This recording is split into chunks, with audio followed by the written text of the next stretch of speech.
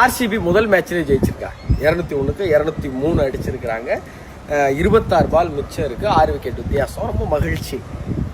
மறுபடியும் ஞாபகம் வருது என்னன்னா, போன வருஷம் ஆர்சிபி கப் அடித்தது தான், ஈசாலா கப். நம்முடைய அது இதுன்னு எவ்வளவு ட்ரோல்ஸ், 1 வருஷம் 2 வருஷம் இல்லை. நம்ம கஜினி முகமது பற்றி பேசிகிட்டு இருக்கோம். இப்போ கஜினி முகமதுக்கு போது ஆர்சிபி பற்றி பேசணும். ஏன்னா 18வது முயற்சி, தோத்து தோத்து தோத்து தோத்து 18வது வருஷம் கப் அடிக்கிறது இருக்குல்ல.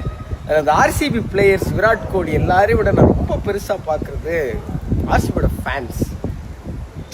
எவ்வளவு முறை தோத்தாலும், எவ்வளவு பேர் கேலி பண்ணாலும், எவ்வளவு அவமானங்கள் வந்தாலும், என்ன நடக்கட்டும்னா ஆர்சிபி தாண்டா நின்ன அந்த நம்பிக்கையும் அந்த விடாமுயற்சியும் அந்த ஒரு ட்ரஸ்ட்டும் இருக்குல்ல, இதான் நம்ம லைஃப்லேயும் அப்ளை பண்ணணும்னு நான் நினைக்கிறேன்.